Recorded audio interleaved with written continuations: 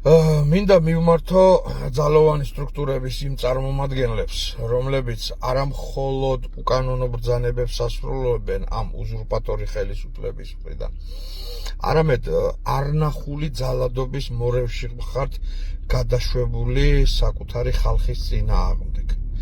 Აი მიუხედავად იმისა, რომ მეზიზღებით და უაპელაციოდ დაიმსახურეთ ეს ზიზღი, მაინც მინდა პრაგმატულად დაგელაპარაკოთ და შეგაგონოთ ისეთი მნიშვნელოვანი მომენტები, რომელიც მიუხედავად ყველაფრისა თქვენი მომავლისთვის იქნება სასარგებლო.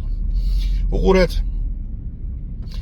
ისტორიას არ ახსოვს შემთხვევა და არც არსებობს გამონაკლისები, როდესაც ტირანიული რეჟიმები ძალოვანი სტრუქტურების ხელით ჩადიან დანაშაულებს და ამის შემდეგ იცოდეთ, პირველი ვისაც გაუსწორდებიან და მოიშორებენ ყველაზე სხვათა შორის ბრუტალური გზით, მათ შორის მკვლელობების გზითაც მოგიშორებენ, ეს არიან ზუსტად შემსრულებლები, რომ ჩაწყვიტონ ის ძაფები, რომლებიც მათ პასუხისგებლობამდე მიიყვანს შემდეგ ხელისუფლებებს. გამიგეთ? ამის ნათელი მაგალითია საბჭოთა რეჟიმი, რომელიც დამკვიდრდა ასევე არნახულ ძალადობით უпроსორედ და თუ გახსოვთ, რა ვიცი, ოდნავ ჩახედული თუ ხართ ისტორიაში,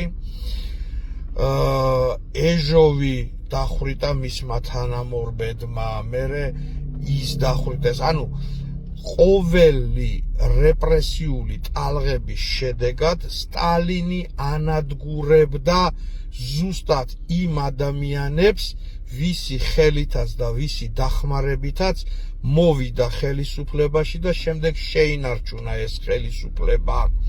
გამიგეთ? და ამ პრაქტიკას გამონაკლისები არ უყვარს. ეს არის ერთადერთი სცენარი, რომლითაც ვითარდება ტირანიული რეჟიმების დამკვიდრების და შემდეგ მათი შენარჩუნების გზა.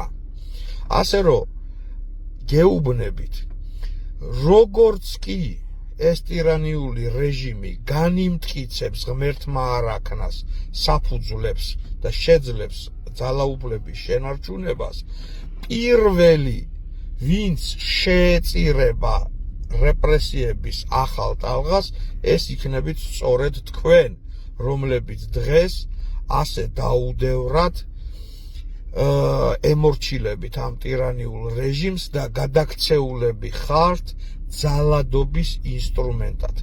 ასეა ეს.